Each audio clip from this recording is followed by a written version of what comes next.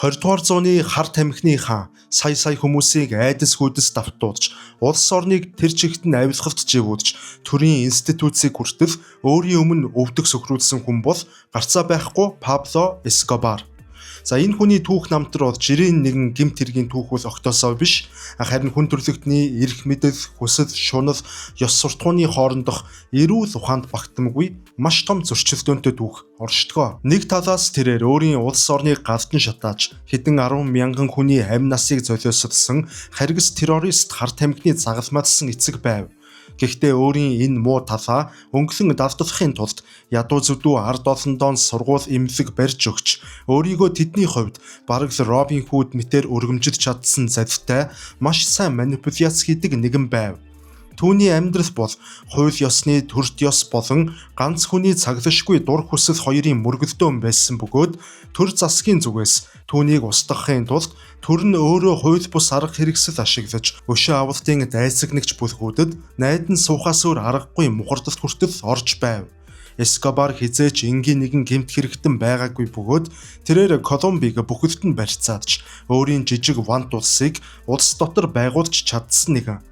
Түүний эд үеийн мандан бадралт болон эцэст нь Медельиний гудамжинд цусаар төгссөн эмгэнэлт уналт нь эрх мэдлийн хязгааргүй шунал хүнийг хэрхэн сохолж эцэст нь өөрийнхөө нэгсэн утсанд хэрхэн ороогдсон төгсдгийг харуулсан түүхэндх хамгийн тод сануулга юм. Ингээд өнөөдрийн дугаараар Пабло Эскобар хэмээх хар тамхины ертөнцийн хааны бүхий л амьдрал тэмцэл болон намтар зөрчилдөөнүүдийг нэгтгэн хүргэх болно. За манай хамтран ажиллагч байгуулахаар Бүгд найрамдах Чех улсын 13 дахь Аршан гэж явагддаг Бехровка брэнд бол хамтран ажиллаж байна. Энэхүү ликерийг Аршан усаар найруулж мөн гол орцууд болох хоол боловсруулалтыг дэмждэг тэдгээр ургамлуудыг нь бол дэлхийн өнцөг булан бүрээс цуглуулan хандлан хийдгээрээ бол онцлогтой. Чехийн Карловар хот нь бол Европтон алдартай 12 Аршан булгтай өвөрмөц хот бөгөөд Бехровка ликер нь бол уламжлал ёсоор тухайн нутгийн 13 дахь Аршан гэж нэрлэгддэг.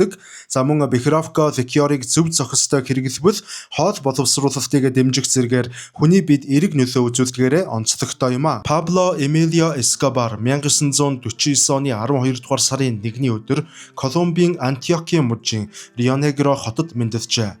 Түүний хүүхэд нас ядуу зүдүү, өнгө зүсгүй орчинд бүхэлдээ өрнөссөн гэдэг. Түүний эцэг Абель Эрмело Эскобар энгийн тариачин хүн байсан бол их Эрмеда Гавириан баг сургуулийн багш байв. Олон хүүхэдтэй ядуу амьдралтай айлын хүү, хувь тавилангийн эрхээр нийгмийн хамгийн доод давхаргаас амьдралын гараагаа эхэлсэн юм. Тэр үеийн Колумб улс нь улс төрийн хоёр том намын хоорондох цусд тэмцэл буюу түүхэнд Ла Виоленсия буюу хүчирхийлэл хэмээн алдаршсан иргэний дайны хүнд хэцүү цаг үеийг туулсан юм.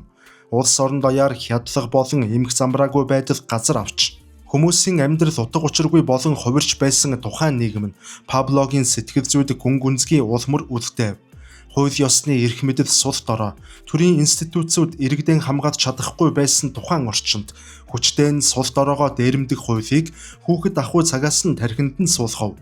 Пабло өсвөр наснда Медельин хотын захын дүүргүүдэд шилжин сууршиж, амьдралын төлөөх харгас өрсөлдөөнд өөрийн биеэр оролцож эхлэв. Тэрээр бага байхаасаа бусдаас илүү байх, ямар ч аргаар хамаагүй мөнгөтэй болох чин хүсэлтэй нэгэн байв. Түүний сурлага тэмч сайн биш, харин гудамжны амьдралд илүү чадамгай байсан учраас Пабло эхлээд гудамжны жижиг хулгай хийж, хажуугаар нь машин засварын газруудад ажилладаг болов. Улмаар тэрээр өөрийн анхны бизнес гэж хэлж болох үс хууль бус ажилдаа хүүхэд авахын наснаасаа орсон бөгөөд энэхүү ажил нь ёс суртахууны хэм хэмжээг бүр мөсөн умартсан маш онцгүй ажил байлаа. Тэрээр Медельиний оршуулгын газруудад орж, хуучин булшны чулуунуудыг хулгайлж, дээр нь сийдсэн нэр болон он сарыг зүлхэн арилгаад, орон нутгийн баян чинэлэг гэр бүлүүдэд шинэ булшны чулуу болгон дахин зардаг байж. Энэ бол түүний хувьд хууль ёсны хөдөлмөр бол ядууралт хүргэх мухардал, харин хорвоогийн ёс зүйг уландаа гიშгсэн залмих бол жинхэнэ баяжих ганц зам гэдгийг ясмахандаа хүртэл ухаарсан анхны том алхам байв. Булшны чулуу хулгайлж байсан тэр ядуу хүү хожим нь бүтэн улс орныг булшилж, сая хүнийг хар тамхиар хордуулах, асар том картелийн эзэн болох суурь, ийхүү гудамжны хамгийн бузар аргаар цутгасан түүхтэй. 1970-ад оны үеэс эхлээд Латин Америк болон дэлхийн эдийн засагт цоо шин, хар бараан боловч асар их мөнгө эргэлдсэн алтан үе эхэлсэн. За энэ бол энгийн нэг марихуаны 8-аас хамаагүй хүчтэй хэд дахин өндөр ашиг авчрах чадвартай цагаан авт буюу кокаины эрен үе байсан. За Пабло Эскобар гудамжны жижиг хулгай, машин зардаг, аахар шаахар ажлуудаа бүр мөсөн орхиж, дэлхийн хар тамхины зах зээлийн судсыг атгах, глобал түвшний гэмт хэргийн сүлжээг байгуулах түүхэн боломжийг яг энэ цаг үед олж харсан байдаг. Тухайн үед Эскобар болон түүний хамтрагчид Өмнөд Америкийн уулархаг бүс нутаг болох Перу болон Боливиас кокаины түүхий эд буюу коко навчнуудыг маш хямд үнээр худалдан авч өгсөн. Тэд үүнийгээ Колумбийн Медельин хотын ойролцоох нууцлаг ширэнгэн ойд байгуулсан химийн лабораториудад аваачин цэвэршүүлж дээд зэргийн чанартай кокаин болгон боловсруулдаг болов. Хамгийн гол нь эрэлт хэрэгцээнд тэнгэрт хатсан Америкийн нэгдсэн улсын зах зээлд энэхүү бараг ямар ч саадгүй хүргэх логистикийн гайхамшигтай сүлжээг тэрээр зохион бүтээсэн түүнийг бусдаас ялгаруулах гол хүчин зүйл нь болсон юм. Тэрээр ховийн нисэх онгоцнууд, бартац замын нууц зурвалсууд, тэр байтугай далаагаар хар тамхи зөөвөрлөх тусгай зориулалтын шумбагч онгоцнуудыг хүртэл олноор нь ашиглаж эхэлсэн нь хууль сахиулах байгууллагуудын хараанаас далдуур үлдэх боломжийг олгожээ.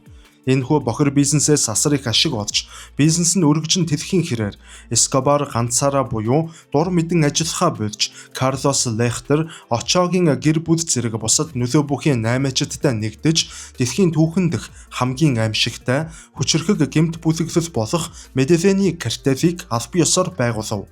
Энэ бол зүгээр нэг гэмт хэрэгтнүүдийн холбоо бус, харин бие даасан айрамтай, улс орныг бүхэлд нь хяналтандаа байлгах чадвартай, төрийн институцээс илүү санхүүгийн хүчин чадалтай дэд бүтэц байв. Тухайн үед тэдний олж буй өдөр тутмын ашиг нь олон жижиг улсын жилийн төсвөөс ч давж байв. Энэ үе бол Колумбийн түүхэн дэх эдийн засаг болон ёс суртахууны хоорондох хамгийн хортой зөрчилдөөний эхлэл байв. Хар тамхины 8-аас орж ирж буй тэрбум доллар нь Колумбийн эдийн засагт нарко доллар хэлбэрээр цутгагдаж, гаднаасаа барилга байшин өсөн нэмэгдэж, эдийн засаг сэргэж буй мэт хуурамч дүр төрхийг бий болгож байсан ч үнэн хэрэгтээ энэ нь улс орныг дотроос нь өмхирүүлж байлаа. Хууль ёсны хөдөлмөр, шударга бизнесийн үнцэнд бүр мөссөн үгүй болж, шүүгч, цагдаа, прокурор, улс төрчид гээд төрийн бүх шатны албан хаагчид авилгалт автаж, мөнгөөр бүхнийг худалдан авч болно гэсэн аимшигт зарчим нийгэмд ноёрхож эхлэв.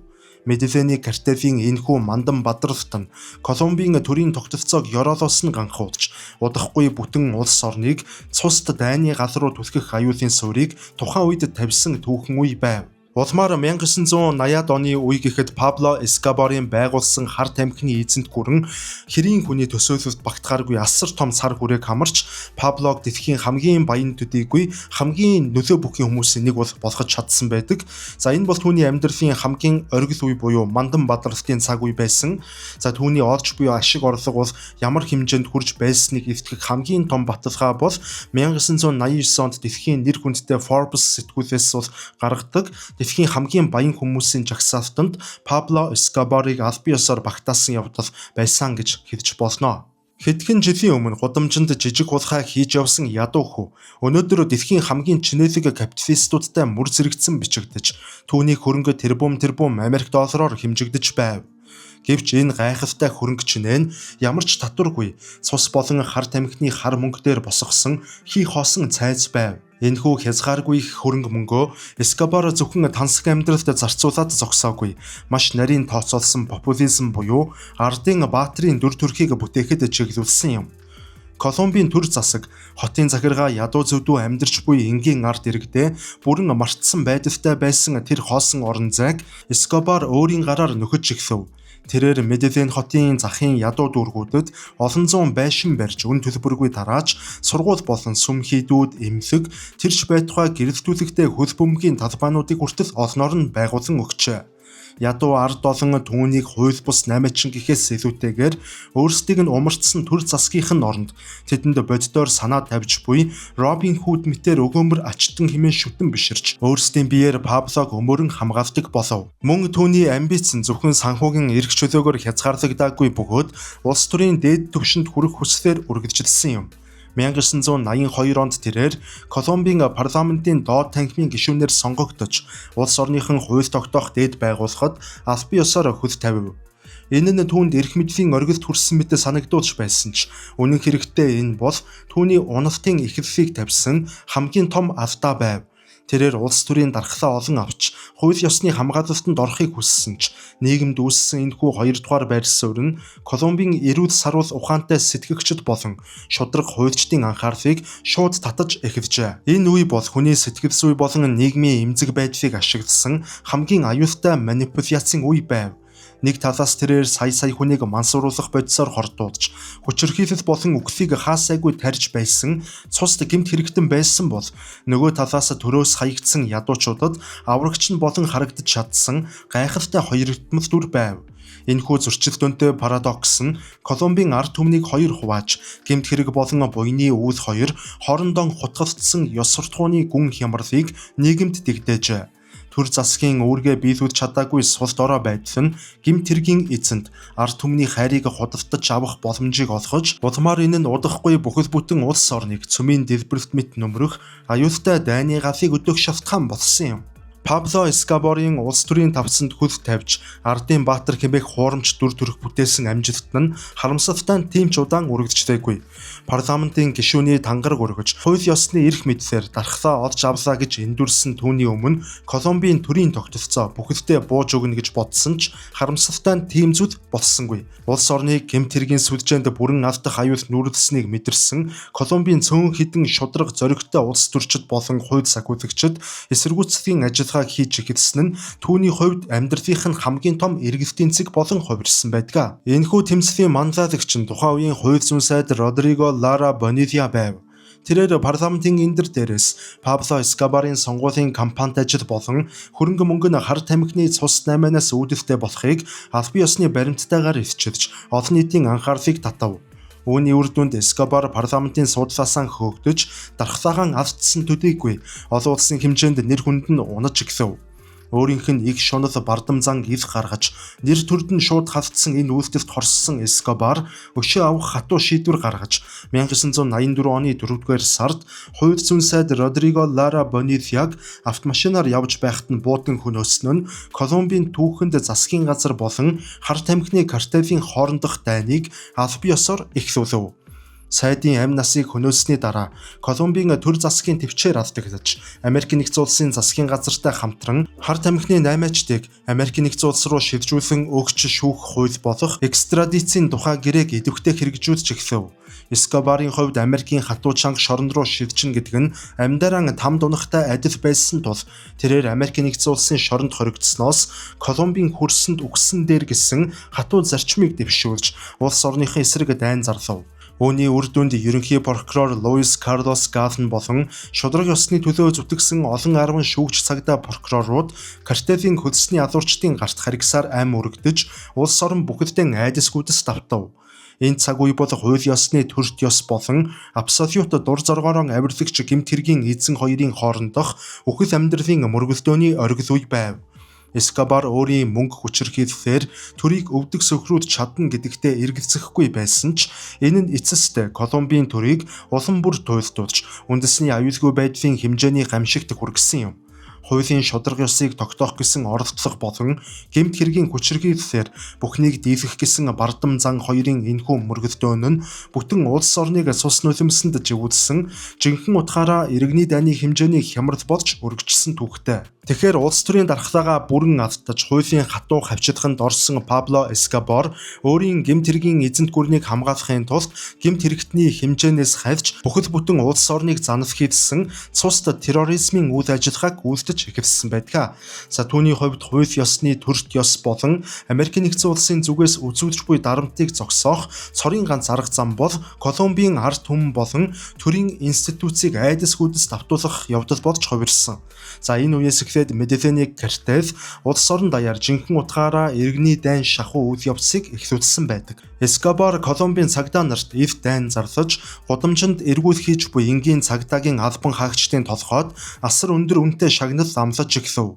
Үүний улмаас хэдэн зуун цагдаагийн ажилтнууд гудамжинд эсвэл гэр орон дотроо гэр бүлийнхнийх нь нүдэн дээр буудуулан ам өргөцсөн бөгөөд цагдаагийн газрууд төрийн байгууллагууд руу машин дүүрэн тесрэх бөмбөг дэлбэлэх ажиллагаа системтэйгээр явагдах болов.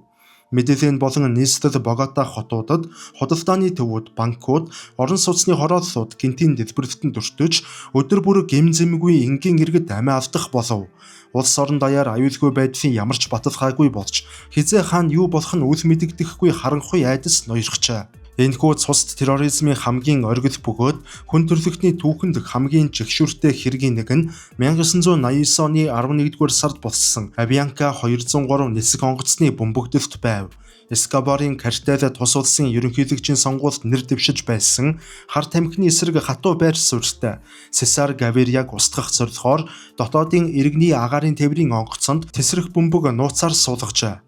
Гэвч аз болоход ирээдүйн ерөнхийлөгч энэхүү нислэгт амжиж сууж чадалгүй хоцорсон бөгөөд онгоц хөөрснийхэн дараа агаарт дэлбэрч хөлөг дээр байсан 110 хүний амнаас газар дээрээ үрэгдсэн юм. Энэхүү эмгэнэл нь Эскобарыг зүгээр нэг гэмт хэрэгтэн бус харин улс орныхон аюулгүй байдалд занал хийсэн дэлхийн хэмжээний террорист мөн гэдгийг дэлхийн нийтэд батлан харуулсан үйл явдал болов. Колумбийн төр засаг энэхүү үндэсний хэмжээний аюул занал хийхийн өмнө хүчин мөхөсдөж эцэст нь Америкийн нэгдсэн улсын засгийн газар, тагнуулын төв газар болон хар тамхитай тэмцэх газрын шууд дэмжлэг тусламжтайгаар тусгай зориулалтын Search Block хэмээх элит цэргийн ангийг байгуулав. Хууль сахиулах байгууллагын энэхүү нууц бүлэглэл нь хууль ёсны хэм хэмжээг түр хойшин тавьж Эскобарыг амьдаар нь барих бус аль болох устгах зорилготойгоор Медельины гудамж болон ширэнгэн ойд цус урсгасан ангуучлалыг эхлүүлжээ. Тэгэхээр Колумбийн засгийн газар мөн Америкийн нэгдсэн улсын тусгай албад болон Пабло Эскобарын хоорондох цус дайн олон жил үргэлжилж улс орон даяар олон мянган хүний ам өргөдсөн нь ард түмнийг бол маш ихээр туйлдуулж залхааж айдас гүйцэд бол одоо бүрэн автуулж чадсан. Төр засгийн зүгээс түүнийг ямар ч аргаар хамаагүй одоо устгах эсвэл баривчлахаар бол бүх хүчээ шавхаж байсан ч Эскобар хүчирхийллээр одоо бүхнийг дийлэхгүй гэдгээ тухайн үеэс эхлээд одоо маш сайн ухаарсан учраас ухаалаг тактикийн нүүдэл хийхээр одоо шийдсэн байгаа юм. Тэрээр зүгээр нэг одоо бууж өгөхийн оронд Колумбийн засгийн газарт одоо өөрийнх нь тавьсан тэр нөхцөлтэй тулхан шаардлагыг бол одоо хүчээр хүлээн зөвшөөрөөд чадсан. Энэ явдал нь бол одоо түүхэнд маш ховорхон тохиолдох эрх мэдлийн гайхамшиг болж бүртгэгдсэн байдаг. Энэхүү тохиролцооны дагуу 1991 онд Пабло Эскобар төр засгийн өмнө албан ёсоор бууж өгч өөрийнх нь төрсөн нутаг Медельин хотын ойролцоох уулархаг бүсэд өөрийн гараар барьж байгуулсан хувийн шорондоо нүүж очив. Энэхүү шорон албан ёсоор La Catedral хэмээн нэрлэсэн боловч энэ нь бодит байдал дээр ямар ч хатуу дэглэмгүй дэлхийн хамгийн тансаг амралтын газруудын нэг байв. Шоронгийн дотор жакузи, усан сан, том хөл бөмбөгийн талбай, бүжгийн клуб, казино, тэрч байтугай олон улсын хэмжээний зочдыг хүлээн авах бар ресторанууд хүртэл ажиллаж байв. Эскобарын хүссэн хүмүүс гэр бүлийнх нь ямар ч хязгаарлалтгүйгээр чөлөөтэй орж гарч байсан бөгөөд түүнийг хамгаалах шоронгийн харуулууд нь өөрийнх нь хөдөлсөлсөн итгэвч хүмүүсээс бүрдэж байв. Колумбийн айран болон цагдаа нар энэхүү шоронгийн ойр орчимд хүртэл ойртох эрхгүй байсан нь энэ газар төрийн хууль үйлчлдэггүй харин Эскобарын хаант улс хэвээр үлдсэний тод жишээ байв. Хамгийн ачирхалтай нь энэхүү шоронд байх хугацаанд Эскобар хар тамхиныхан бизнесээ нэг ч өдөр зогсоогоогүй бөгөөд дэлхийд дахинд хууль сахиулах байгууллагуудтай тохиролцоонд хүрсэн мэт дүр эсгэж цаагаараа бол бүх үйл ажиллагаагаа ямар ч хязгаарлалтгүйгээр чөлөөтэй явуулсаар байв. Гэвч түүний бардам зам хүчирхийллийн арга барил тэнд ч бас өргөдчихсэн юм.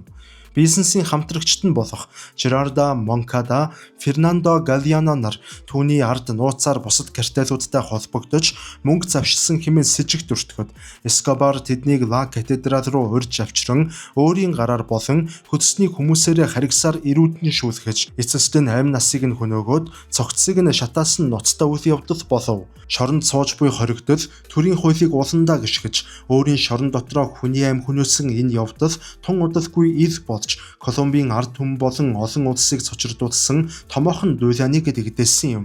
Ла катедрал дахь түүний тансаг шоронгийн жүжиг бол тийм ч удаан үргэлжлээгүй.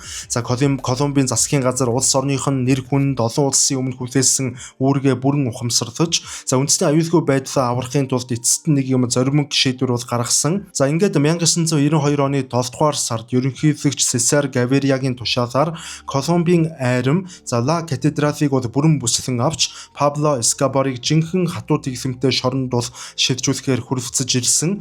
За гэвч Эскобар бууж өгөхийн оронд засгийн газрын төлөөлөгчдийг бол барьцаалаад тухайн шоронгоос уулархах замаар маш нуус байдлаар зүхтаж Орос сургаггүй алга болсон. За ингэснээр бол одоо түүний амьдралын хамгийн харанхуй, хамгийн хүнд одоо эцсийн он жилүүд бол эхэлсэн байдаг. Энэхүү орголтон түүнийг өмнөх шигээ төрийг айлгадаг хүчрхэг хаан байхаа больж харин байнгын зүхтагч болон хувирсныг эвтгэв. Гэвч энэ үед Эскобарын эсрэг зөвхөн Колумбийн төр хууль сахиулах байгууллагууд дангаараа зогссонгүй. Түүний харгас үйлдэлүүдээс болж хохирсон олон бүлэглэлүүд, олон өөр хувь хүмүүс нэгдэн нийлж дэлхийн түүхэнд ховорхон тохиох аимшиг төшөө авалтын сүлжээг бий болгосон нь Лос Пепес хэмээх нууц нэгдэл бүхий бүлэг байв. Энэ бүлэгт түүний мөнхийн өрсөлдөгч болох өөр нэгэн авраг том хар тамхины сүлжээ болох Кали Картел, Эскобарын гарт ам өргөцсөн улс төрчид болон бизнесийнхний ар гэрийнхэн мөн түүнээс өшөө авахыг хүссэн хуучин холбоотнууд нь нэгджээ. Хамгийн анхаарал татгуйц түүхэн нухчаан Лос Пепесн дан ганц гэмт хэрэгтнүүдийн өшөө авалтын бүлэг байсангүй. Засгийн газар Эскобарыг хууль ёсны аргаар барьж дийлгэхгүй болсон тул энэхүү харгас өшөө авалтын бүлэглэлд эрх мэдэл олгож тэднийг Эскобарын эсрэг бохир ажил хийхэд ашиглав. Иймээс Лос Пепес бүлэглэл хуулийн хэм хэмжээг огтхонч тоолгүйгээр Эскобарын гэр бүлийн гишүүд өмгөөлөгчд санхүүчдийг нэг нэгээр нь хайр гамгүй устгаж түүний эзэмшиж байсан олон арван тансаг харшууд үл хөдлөх хөрөнгүүдийг галтан шатааж газар дээр нь тэгшитгэж эхэлжээ. Эскобар өөрийн гараар босгосон хар тамхины эзэнт гүрнийхэн уналтыг харж өөрийнх нь ашиглаж байсан терроризм түүний ихлүүлсэн харгислал яг өөрт нь эргээд ирж буйг ам биеэрээ мэдрэх болов. Тэрээр утасны сүлжээнээс сайлсхийж гэр бүлтэйгээ холбогдохын тулд өдөр бүр байршлан сольж мэдрэлийн ядуу дүргүүдийн энгийн байшингуудад ганцаардсан байнгын айдастай зүхтагч болон нуугдаж эхлэв. Колумбийн төр засгийн газар гэмт хэрэгтнийг устгахын тулд өөр нэгэн террорист бүлэглэлийг ашигласнаар хууль ёсны зарчмаа тодорхой хэмжээгээр алдсан боловч энэ тактик нь Эскобарын сүлжээг дотроос нь бүр мөсөн бут цохиж чадсан юм.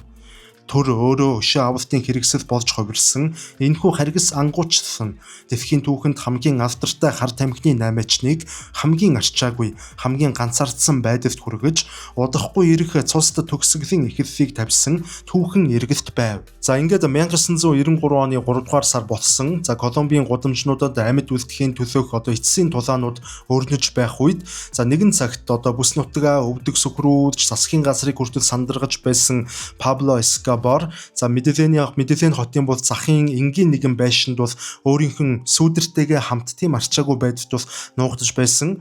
За дөнгөж өмнө буюу 12 дугаар сарын 1-нд тэрээр бол 44 насныхан төрсөн өдрийг бол тэмдэглэсэн. За гэхдээ түүний төрсөн өдөр бол одоо маш ганцаардмал байдалтай асар их айдас дунд бол одоо ингэж нэлээд өрөвдөлтэйгээр бол өрнсөн.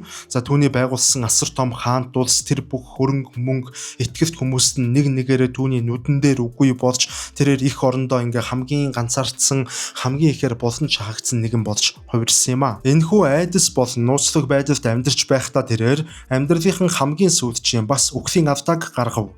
Удаан хугацаанд холбоо бариагүй байсан гэр бүлийнхэнтэйгээ ялангуяа хүүтэйгээ утсаар ярих гэсэн эцэг хүний хүсэл бардам зан нь түүний байршлыг хууль сахиулагчдад шууд илчлэн өгсөн юм.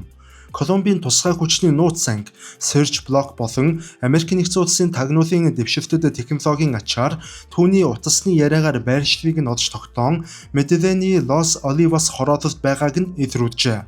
Угтаа бол Эскобар утасны яриа ямар аюултайг маш сайн мэдэж байсан ч удаан үргэлжилсэн нуугдмал амьдралын байнгын стресс, сэтгэл зүйн гүн дарамт нь түүний сонор сэрэмжийг алдуулсан юм.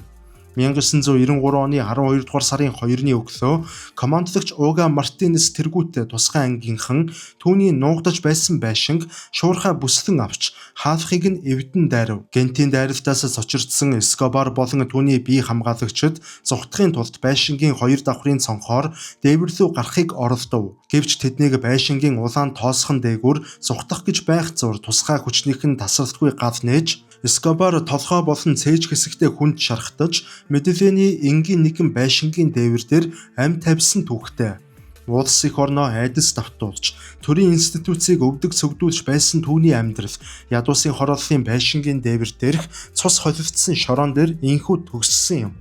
Пабло Эскобарын энэхүү эмгэнэт төгсгөл бол хүний хязгааргүй эрх мэдэл, хүний хүсэл шунлын цаана орших парадоксын яг бодит илрэл байв. Тэрээр дэлхийн хамгийн баян хүмүүсийн жагсаалтанд багтаж тэрбум доллар хувийн айрам, төв дамнсан сүлжээг эзэмшиж байсан ч амьдралынхан эцсийн мөчөд ямар ч хамгаалалтгүй ганцаардсан зүгээр л буудуулж өгсөн энгийн гэмт хэрэгтэн шиг төгссөн юм. Эскобарын үхэл Медельиний картелийг нэгмөр устгаж, Колумбийн түүхэндх хар бараан цуст нэгэн үеийг албан ёсоор хаасан хэдий ч энэ үйл явдал нь хүний хязгааргүй шунал, улс орныг болон өөрийг нь яаж оронгоор нь сүйтгэдгийг харуулсан түүхэн хамгийн том сургамжуудын нэг болон үлдсэн юм а. За ингээд өнөөдрийн дугаар маань энд хүрээд өндөрлөж байна. Та бүхэнд сонирхолтой байсан байх гэдэгт бол найдаж байна. За дараагийн дугаараар дахин уулзтлаа түр баярлалаа.